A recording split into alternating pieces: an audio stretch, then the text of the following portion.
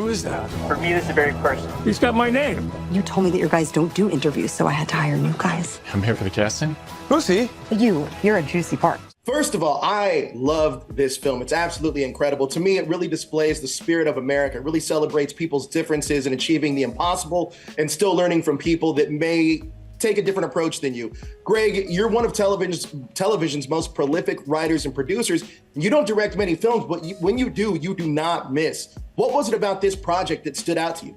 Well, thank you for that. I would say probably the way you just described it was my hope. You know, you don't get sent that many things that were someone like Scarlett Johansson, you know, is starring in it and producing and choosing to throw her weight at this moment in her career behind a big budget original story. And so when I was told about it, even before I read it, I hoped I connected with the story. And then the world of NASA and just the tone and the heart and the humor of it, I was drawn in by immediately. And you know, that for me, that bell kind of goes off of like, oh, I can't screw this up, you know? And when I get that sense of like, oh gosh, I can't, this is too good. It's too great an opportunity, too much of an opportunity to work with people like Ray, which I'd always dreamed of doing, you know? And so, yeah, I would say those were the things that attracted me.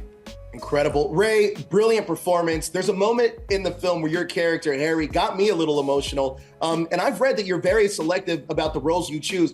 How did Greg get you on board to Fly Me to the Moon? And what was it about the character of Harry Smalls and the script that really drew you in? Well, I mean, I read the script when it came over, and my agent told me the people that are involved with it. I had never met Greg before. I knew of him, but it was very intriguing, this whole project.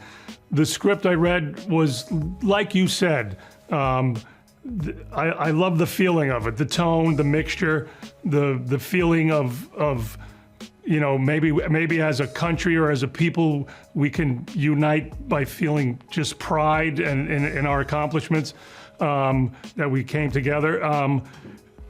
When I met Greg then, we talked about it. My role in the original script was slightly underwritten, I guess, if for lack of a better word. And Greg agreed, and they went back and worked on it a little, and they gave it, that scene you're talking about came from that conversation, you know, from Greg going back. So once that happened, I just said, I'm on board.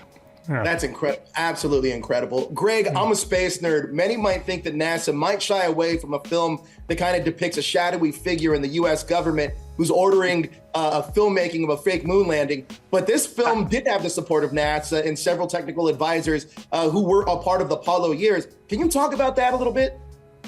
Yeah, I mean, I'm not sure I would have done it if they weren't a proponent of it, because I knew that we wanted to celebrate as much as, but you could only do that you couldn't pretend like this doesn't exist, you know, by actually embracing this, one of the original conspiracy theories. I think that looking at that to sort of say, but to tell a story about why the truth is important. And you know, especially in this era and in this moment. And I think NASA got that part of it. From the very beginning, they got that this was as much a vehicle, a fun, entertaining vehicle, but a vehicle to show, isn't it amazing, like what we all can do when we're unified?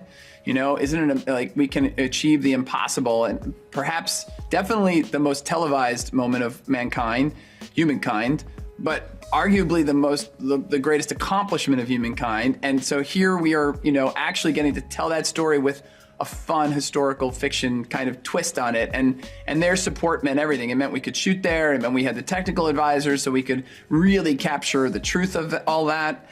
And yeah, I was really, that was one of the reasons I wanted to do it.